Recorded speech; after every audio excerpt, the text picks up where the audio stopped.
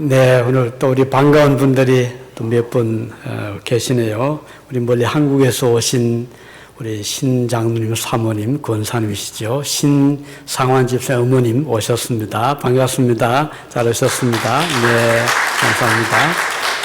네, 그리고 우리 박 집사님 오셨네요. 박 집사님, 또 우리 사모님 네 분. 네, 우리 박수로 환영하겠습니다. 반갑습니다. 감사합니다. 네, 감사합니다. 우리 리사 씨 몸 괜찮으세요? 지난주 오셨다가 몸이 편치 못하셔 가셨는데, 네, 다시 오셔서 감사하고요. 네, 감사합니다. 우리 수영 양도 또 멀리서 왔네요. 감사합니다. 네, 오늘, 우리가 이 세상을 바라보면 참 여러 가지 기도할 제목들이 많습니다. 특별히 이스라엘과 하마스의 전쟁, 또 우크라이나 전쟁, 또 중국과 대만의 긴장, 남북한의 이런 긴장 등 지금 세상은 너무 요동을 치고 있습니다. 여기 유오보에서 학생 선교를 하고 계시는 댄 선교사님이 벌써 여러 해 전부터 두 그룹에 이제 관여하고 있거든요. 하나는 이슬람권에서 온 파키스탄이라든지 아라비아 쪽에서 온 유학생들 그룹에 이 선교사님이 이제 참석을 하고 그들과 대화도 하고 또 성경 말씀도 전하고 이제 그 일을 하면서 또 하나는 유대인 그 계통의 학생들 그룹에 또 참석을 합니다. 지금은 이 두 양대 국가들 간의 전쟁도 일어나고 매우 긴장이잖아요. 그런데 이 선교사님이 이슬람권의 학생들에게 이제 가서 그들과 기도도 하고 또 그들의 사정도 이해를 하고 그러면서 우리 그렇다고 해서 유대 운동을 할 수는 없다. 우리가 주님 안에서 서로 포용하고 연합하고 합해야 되지 국가 간의 싸움 전쟁한다고 우리도 그렇게 대치해서 안 된다. 이제 그 이야기를 서로 주고받으면서 맞다고 우리가 비록 아랍권에서 왔지만 우리는 절대 유대계 세미티즘에 빠져서 안 된다. 그런 이야기를 했고 또 유대계 학생들에게 또 가서 아무리 우리가 국가 간에 서로 대립하고 전쟁하지만 여러분들은 팔레스틴인들을 적대시하거나 그들과 대립해서 안 된다. 그들을 포용하고 그들을 위해서 기도하고 이렇게 해야 된다. 이렇게 두 그룹에서 아주 어려운 때지만 그런 일을 하고 있고 실제로 그 선교사님 집에 아랍권에서 온 두 학생을 이제 방을 주고 그들을 보살피고 있습니다. 지금 세상은 이렇게 긴장된 세상인데 우리가 기도하고 더 이상 희생이 크지 않도록 지금 이스라엘이 가자 지구에 들어가게 되면 엄청난 피해가 일어날 것인데 그런 일이 일어나지 않기를 위해서 기도해 주시고 또 더 이상 하마스 같은 이게 테러 조직이잖아요. 무고한 저렇게 많은 이스라엘 사람들 평화롭게 음악회 하는데 쳐들어가서 몇백 명을 살상한 이런 일들이 다시는 일어나지 않도록 우리 기도를 해야 되겠습니다. 오늘은 지난주일에는 제가 말씀을 드릴 때 세상 끝날에 일어날 징조들이 무엇인가 몇 가지 말씀드렸지요. 하나는 사람들을 서로 속이고 미혹하고 불법을 행하고 그런 일들이 일어난다. 실제로 오늘 세상은 믿을 만한 사람들이 찾기 힘들 정도로 얼마나 불의가 성하고 이 사기 사건들이 많잖아요. 은행 사기, 온라인 사기, 크레딧 사기, 말할 수 없는 그런 일들이 지금 일어난다는 것은 예사일이 아닙니다. 두 번째는 전쟁과 기근과 지진이 일어난다. 오늘 끊임없이 전쟁, 민족과 민족 간에, 나라와 나라 간에, 종족 간에 이런 전쟁이 계속해서 지금 일어나고 있습니다. 그리고 기근, 지진 이런 일들도 계속해서 빈도수가 점점 높아지고 있다는 것은 주님 오실 날이 가까워지고 있다는 좋은 징조가 되겠고요. 세 번째는 믿는 자들을 찾기가 쉽지 않다. 그리고 믿음을 떠나는 자들이 많이 일어난다라고 주님이 말씀하시는데, 실제로 우리 주변을 보면 미국만 해도 그렇잖아요. 요즘은 청교도 믿음을 찾기가 쉽지 않고 교회들이 많이 지금 비고 있잖아요. 이건 미국교도 그렇고 유럽은 진작 그렇게 시작이 되었고 미국에 있는 교포 교회들도 마찬가지입니다. 지난주에 목사님 한 분이 다녀갔는데 이분이 그 전주에 설교를 한 한국 교회가 LA에 있는 한국 사람들이 많이 모이는 그 오렌지 카운티에 있는 한 교회 설교를 했는데 6, 7년 전에 갔을 때 교인들이 한 3, 40명 모였더랍니다. 그때 설교를 하고 이번에 다시 가 설교를 했는데 놀랍게도 교회가 불어난 것이 아니고 이렇게 줄어들어서 교인들이 한 5명도 안 되게 앉아 있더랍니다. 물론 거기엔 좀 특별한 사정이 있었겠지만 어떻든 매우 마음이 아픈 그런 이야기를 해 주었습니다. 실제로 우리 한국만 해도 지난 코로나를 거치면서 몇천 교회가 문을 닫았다고 그러고 또 이분이 목회하고 있는 지역이 인천인데 그 인천 한 지역만 해도 그동안 빚을 내서 예배당을 멋지게 세워 놓았답니다. 몇 교회들이 한두 교회 아니라 여러 교회들이 그러면서 이제 교인들이 많이 오겠지. 예배당도 잘 지어놓고 이렇게 잘 정비해 놨으니까 교회가 부흥이 되겠다 하고 지어놓았는데 교인들이 와야지. 잔뜩 론을 받아서 예배당은 지었는데 그러니까 운영이 안 되는 거예요. 그래서 몇 교회가 경매에 넘어가는 은행에 잡히게 되는 그런 이야기를 이 목사님도 해 주었습니다. 이게 올해만 해도 한국 교회들이 지금 숫자적으로 많이 좀 줄고 있고 또 그 줄어든 교회, 남은 교회마저도 교인들이 그렇게 많이 모이질 않습니다. 그래서 오늘 여러분들이 이렇게 교회 나오신 것은 정말 은혜고 한 분 한 분이 얼마나 소중한지 모릅니다. 우리 하나님의 은혜로 우리 믿음을 끝까지 지켜나가고 주님 오실 때가 가까운 이때에 우리의 믿음을 더욱 돈독히 해서 이 믿음을 잘 지켜나가는 것은 정말 귀한 일이고 축복된 일입니다. 오늘 드릴 말씀은 예수님이 재림하실 때 그 재림과 관련되어서 어떤 말씀을 해주셨는가? 지난주에는 주님이 오실 징조가 어떠한 것인가? 오늘은 재림 사건은 어떤 이런 재림하실 때 우리가 알아야 될 것들이 어떤 것인가를 말씀을 드리겠습니다. 이것은 성경에서 재림에 관련된 주신 교훈이기 때문에 우리가 이 말씀을 잘 이해를 하면 혼란스럽지 않은 우리 믿음 생활할 때 때때로 좀 혼란을 겪을 때가 있거든요. 이게 무슨 뜻이지?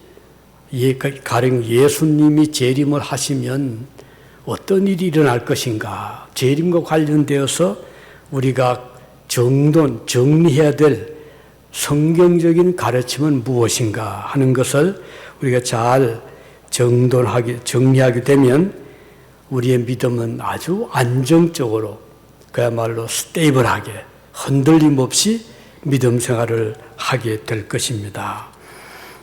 자, 이 재림은요, 나는 뭐 믿지 아니하니까 나와 상관이 없다 이렇게 생각할지 모르지만 그렇지 않지요. 아무리 하나님을 내가 멀리하고 또 재림을 믿지 않는다 해도 재림은 사건이거든요. 이것은 역사적인 팩트이기 때문에 아무리 내가 그것을 보지 않으려고 하고 부정하려고 해도 나와 상관이 없다고 생각해도 관련되지 않을 수 없죠. 나의 운명이 거기에 결정되는 문제이기 때문입니다. 그래서 기독교 신자들에게는 물론이고 믿지 않는 자들에게도 재림은 매우 중요하다는 것입니다. 그래서 성경은 예수님의 재림은 우주적인 모든 사람들에게 관련된 사건이다라고 말씀하고 있고, 따라서 재림을 아는 사람이든 알지 않는 사람이든 준비한 사람이든 그렇지 못한 사람이든 피할 길이 없는 일이다 이렇게 볼 수가 있습니다. 그래서 재림은 우리가 믿는 자이기 때문에는 더 소중하지만 믿지 않는 자들에게도 재림은 반드시 나타나기 때문에 여기에 대해서 관심을 갖지 않을 수 없다는 것입니다. 매우 중요한 사건이죠. 예수께서 세상에 다시 오셔서 하시는 일은 믿는 자들에게는 구원을 베풀어 주시지만 믿지 않는 자들에게는 구원을 베푸실 수가 없는 그런 사건입니다. 왜냐하면 그분들에게 주어졌던 기회를 놓쳤기 때문입니다.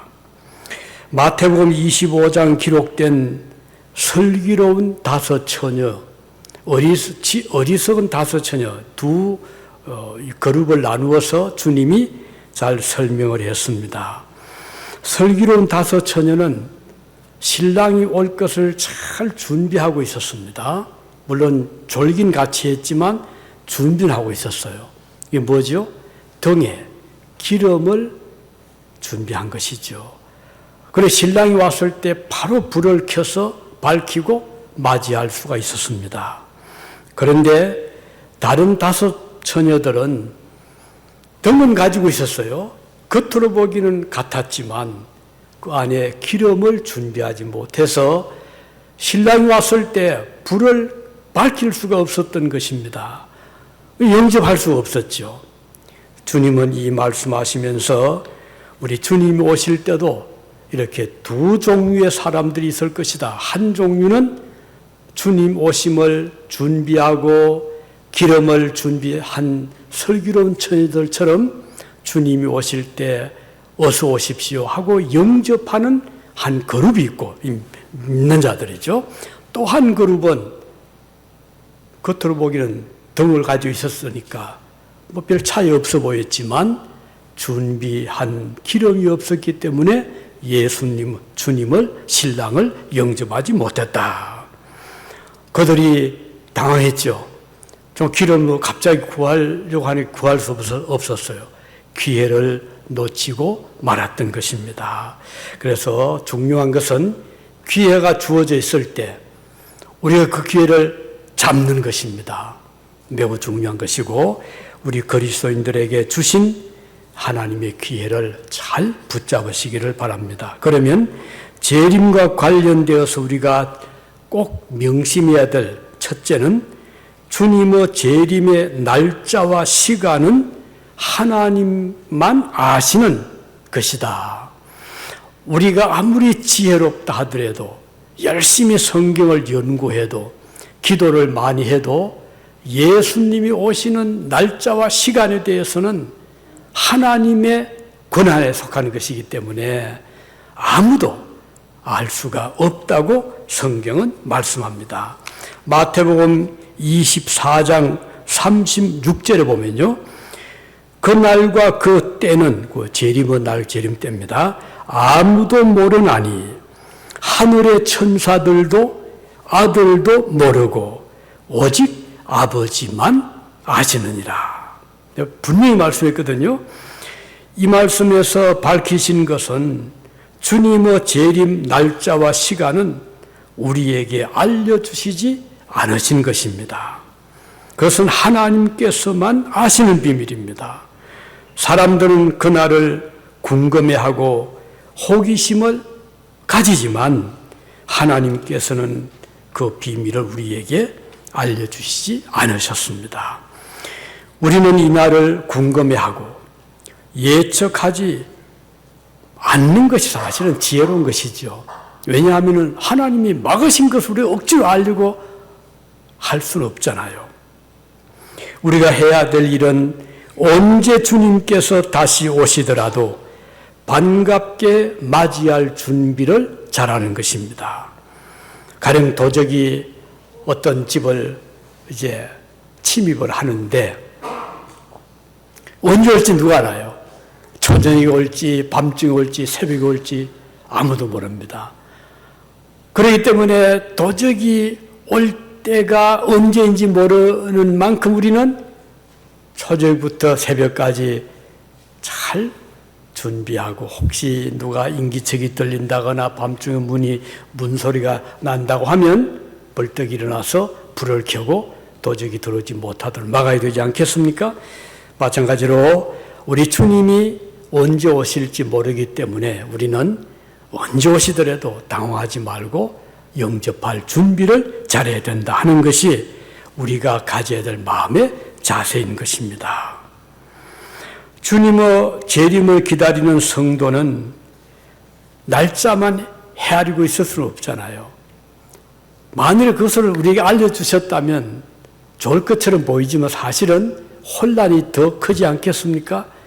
가령 어떤 사람은 아직 주님의 재림은 지금부터 한 2000년 후에 올 것이니까 나는 마음대로 내 하고 싶은 대로 해도 된다 이렇게 생각할 수도 있고, 또 만일에 주님 오신 날짜가 내일 모레라고 한다면 어떻게 세상이 어떻게 되겠어요? 혼란의 극치가 될 것입니다. 그렇기 때문에 우리 하나님은 우리의 유익을 위해서도 그렇고, 그래서 언제 오실지 날짜 시간에 대해서는 일곱 비밀로 가장 하나님께서 막으신 비밀로 볼 수가 있습니다.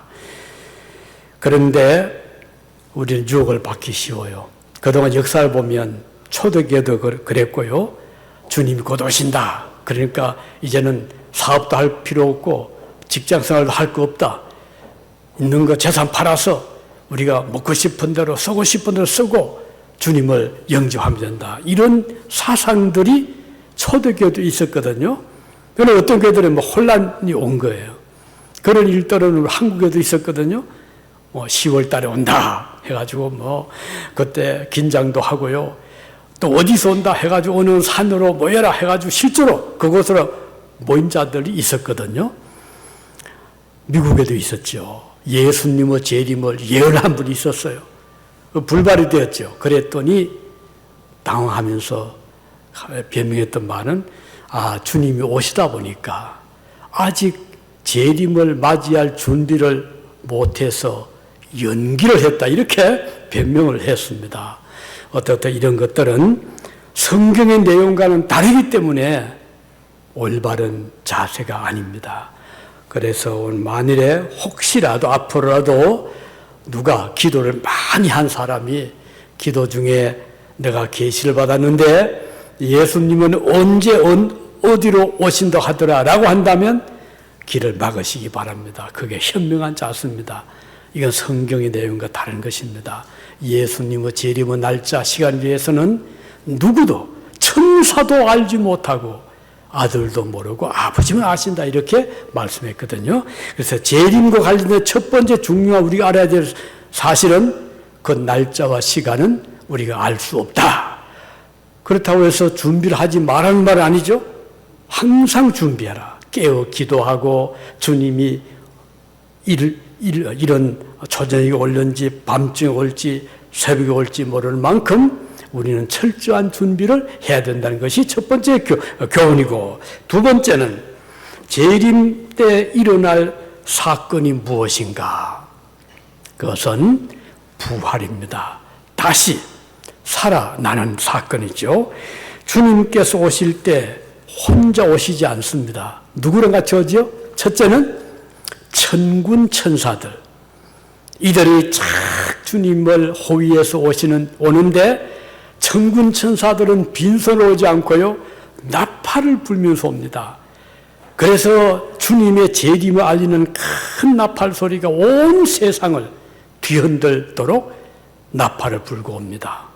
이 나팔 소리에 이제 죽었던 자들이 깨어 일어나고 주님이 오실 때 천사들과 동행을 한다는 것입니다.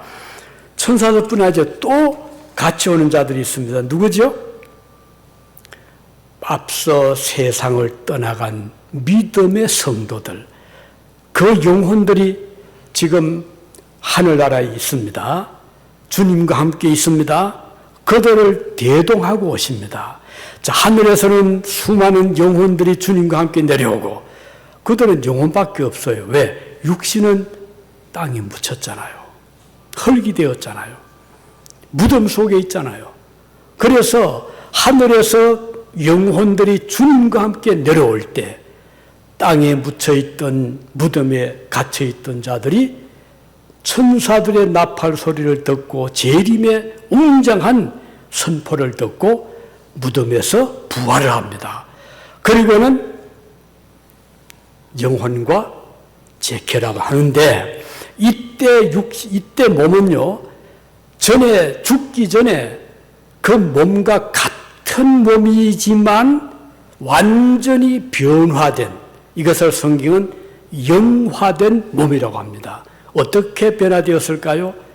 약했던 몸이었지만 강한 몸으로, 병들었던 몸이었지만 건강한 몸으로, 어느 부분이 가령 다쳤거나 아니면 절단이 됐거나 했지만 부활된 몸은 완전히 회복된 그런 건강하고 완전한 몸으로 부활을 하기 때문에 그 몸은 다시 죽을 몸이 아닙니다.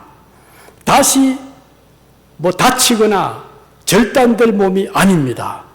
병들 몸이 아닙니다. 왜냐하면 천국에는 바이러스도 없고, 그것은 세균도 없고, 부패도 없고, 천국은 완전한 곳이기 때문에 병들 날이 없습니다. 이것이 성경의 교훈입니다. 자, 왜 인간들에게 이런저런 불행이 왔을까요? 죽음이 왔을까요? 원인은 죄잖아요. 하나님을 반역하고 말씀을 거역하고 계명을 어기고, 그래서 죄가 들어왔고, 그 죄는 어디에서 왔습니까? 사탄이 유혹을 했잖아요. 이 사탄이 아담과 하와의 마음을 흔든 거예요. 그 유혹에 넘어갔잖아요. 그래서 죄를 짓게 되고 죄의 결과로 사망이 오게 된 것입니다. 그러나 천국에는 우선 사탄이 없어요. 하나님이 그것들을 다 묶어가지고 무적에 집어넣었거든요. 천국에 사탄이 없습니다. 사탄이 없으니까 죄를 지을 일이 없어요. 죄가 없으면 불법이 없습니다. 죄를 짓지 아니하니까 인간들에게는 병도 또는 죽음도 또는 불행도 오지 않는 것이죠. 그래서 천국의 하늘나라에 들어가게 되면 완전한 나라이기 때문에 그곳에는 다시 육신이 병들거나 늙거나 하지를 않습니다. 자, 그리고 그래서 완전한 천국 백성으로서 살게 되고, 그 다음 중요한 또 한 가지는 천국은 영원합니다. 이 세상은 시간이라는 그 흐름이 있어요. 시간이 어떻게 해서 생겼죠? 시간의 기준은 무엇입니까? 태양, 지구와 태양, 자전과 공전에 의해서 아침이 오고 저녁이 오고 하잖아요. 그런데 천국에는 태양이 있을까 없을까요? 우리 차은집사 천국에 태양이 있습니까 없습니까? 딱 나와야지. 천국에는 태양이 없습니다. 계시록에 보면 태양이 이제 필요 없다고 그랬어요. 아니, 그러면 어떻게 밝게 비추죠? 천국을 비추는 빛은요, 태양빛이 아니고 달빛이 아니고 별빛이 아니고 하나님의 영광의 빛입니다. 그러니까 천국은 밝은 태양 필요 없어요. 그러니까 시간이 없는 거예요. 영원한 거예요. 어제가 오늘이 내일이고 천국은 나이를 먹지 않습니다. 늙어지지 않습니다. 태어나고 죽는 것이 없어요. 그동안 이 땅에서 태어나서 구원받은 그 무수한 하나님의 백성들이 천국에서 사는데 그들의 삶은 일생이라는 것이 여기 땅 위에처럼 태어나서 자라고 병들고 늙고 하는 것이 없어요. 천국은 한날 한시처럼 하나님의 영광의 빛 아래서 나이 들지 않고 늙어가지 않고 머리가 저처럼 빠지지 않고 영원히 천국에서 살 수 있는 곳이 바로 그 나라입니다. 그래서 요한계시록 22장 5절에 보면요, 다시 밤이 없겠고, 밤이 없는 것은 당연하잖아요. 그리고 등불과 햇빛이 쓸데없으니 이는 주 하나님이 그들에게 빛이심이라. 그러니까 천국은 태양이 필요 없는 거예요. 늙는 거 걱정할 필요 없어요. 사실 이 세상의 살이는 어릴 때 생각하면 언제 내가 30이 될까 싶잖아요. 또 한 30이 되면 언제 내가 60이 될까 싶잖아요. 60이 되면 내가 언제 90이 될까 싶잖아요. 그런데 세월이 빠르잖아요. 천국은 그런 세월이 없습니다. 그래서 하늘 한시 같은 곳이 천국입니다. 주님이 오신 다음에 펼쳐지는 하늘나라입니다. 그리고 천국은 그러니까 전등이 필요 없어요. 햇빛이 필요 없으니까요. 하나님의 영광의 빛이 그들의 빛이거든요. 어두움이 전혀 없는 나라. 그리고 햇빛이 필요 없는 나라. 그리고 천국에는 짐승들은 어디로 갈까요? 천국의 짐승들은 사납지 않습니다. 이 세상은요, 짐승들이 사나워요. 사자도 그렇고, 저 북극 곰도 그렇고, 요 가까이 있는 고양이도 막 물려가잖아요. 천국은요, 그런 짐승들의 속에 모든 그런 공격성이 다 제거되는 거예요. 그래서 사자와 어린아이가 같이 논다고 상징이지만 천국의 짐승들은 해치지를 않습니다. 천국에는 평화의 나라입니다. 유순하게 된 짐승들이 하나님의 백성들과 함께 살게 될 것입니다. 천국은 그럼 누가 다스리는가? 이 세상은요, 아무리 잘 다스려도, 아무리 좋은 정치를 해도 그 결점이 있잖아요. 그런데 천국은 왕이 다스리긴 한데 그 왕은 한 분, 만왕이 왕이 되신 누구죠? 예수 그리스도. 그 예수님이 다스리는 그 나라는 부정이 없습니다. 불법이 없어요. 온전하고 공의롭습니다. 그분은 모든 백성들에게 똑같은 평안과 자유와 기쁨을 주시는 왕이신 것입니다. 요한계시록 21장 3, 4절에 보면요, 보라, 하나님의 장막이 사람들과 함께 있으며 하나님이 그들과 함께 계시리니 그들은 하나님의 백성이 되고 하나님은 친히 그들과 함께 계셔서 모든 눈물을 그 눈에서 닦아주시니 다시는 사망이 없고 애통하는 것이나 곡하는 것이나 아픈 것이 다시 있지 아니하리니 처음 것들이 다 지나갔음이로라. 아멘입니다. 천국은 이렇게 평화로운 나라고 이 세상에서처럼 민족과 민족 간의 갈등이 없습니다. 나라와 나라 간의 전쟁이 없습니다. 그럴 필요가 없죠. 우리 모두는 하나님의 똑같은 백성들이기 때문입니다. 언어가 있을까요? 있죠. 그 언어는 하늘나라 새 언어입니다. 이 세상에처럼 영어가 있고 한국어 있고 중국어 있고 하는 것이 아니고 천국은 통일된 하늘나라 언어가 하나밖에 없어요. 그러니까 언어가 막힐 이유가 없는 거예요. 언어가 언제부터 막 달라졌죠? 바벨탑이잖아요. 그때 인간들이 교만이 지고 우리도 하나님처럼 대자하고 막 탑을 쌓아 올라가니까 하나님 것이 한심한 거예요. 아니, 다시는 홍수를 주지 않겠다고 했음에도 불구하고 왜 너희들이 또 탑을 쌓느냐? 인간들 불신했거든. 아이고 또 홍수 오면 어떻게 하냐, 우리 탑을 쌓아서 또 비싸가지고 홍수 오더라도 올라가 살자. 하나님 보실 때 이게 서운한 거예요. 그게 아닌데 어떻게 했죠? 갑자기 말이 딱 바뀌겠잖아요. 그러니까 저 위에서 꼭대기에서 자 돌을 올리셔. 돌이 뭔지 몰라. 그러니까 물을 올리고 그 물이 아닌데. 그런 때가 바벨탑 때인데 천국에는 언어가 통일이 됩니다. 하늘나라 언어가 하나만 이제 통일로 되기 때문에 요즘도 그 약간 우리 맛을 보죠. 믿지 않는 자들도 아멘 하면 뜻을 좀 알고 물어가지고 무슨 말인지 이해를 하잖아요. 아멘 하면은. 또 아빠, 파파 하면은 외국 애들도 그 말 뜻을 안단 말이죠. 요 약간의 그 맛을 보여주는 건데 천국에는 하나의 언어밖에 없어요. 하늘나라 언어. 그러니까 언어 때문에 우리 영어별 애쓸 필요 없어요. 그리고 우리가 남의 나라 모른다고 두들 필요 없어요. 다 같은 언어가 오늘 통일되거든요. 그리고 평화로운 나라. 다시는 불행이 없고 죄가 없고 불법이 없고 그리고 완벽한 왕 되신 하나님이 가장 공의로운 통치를 하시기 때문에 천국이야말로 그야말로 유토피아, 이상적인 나라인 것입니다. 말씀했습니다. 자, 재림은요, 우리에게 가장 큰 축복의 날입니다. 우리는 그날을 기다리고 그날을 사모하고 그날을 즐거워합니다. 이게 믿는 자들의 가장 큰 소망이고 희망입니다.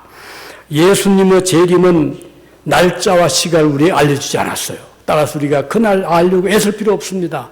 혹시 그 날짜를 예언하거든 귀를 막아주시기 바랍니다. 그리고 예수님의 재림 때는 하늘에서는 천군 천사들, 앞서간 믿음의 그 선조들, 영혼들이 쫙 내려오고 땅에서는 부활한 육체들이 일어나서 그 각각 다시 재결합이 됩니다. 공중에서 주님을 영접합니다. 그리고 우리 주님이 만왕의 왕이 되셔서 영원토록 그의 백성들을 다스리는 그날이 바로 천국의 재림의 날이다 하는 것을 기억하시고, 오늘 세상이 이렇게 참 요란스럽고 불안하고 또 이민 와서 우리가 살면서 많이 힘들잖아요. 그렇지만 우리에게는 소망의 날이 있습니다. 천국이 우리를 기다리고 있고 하나님께서 그 장소를 다 예비하면 내가 다시 와서 너희를 나 있는 곳에 있게 하겠다 하신 말씀 기억하시고 소망 가운데 굳게 서시기를 바랍니다. 기도하시겠습니다.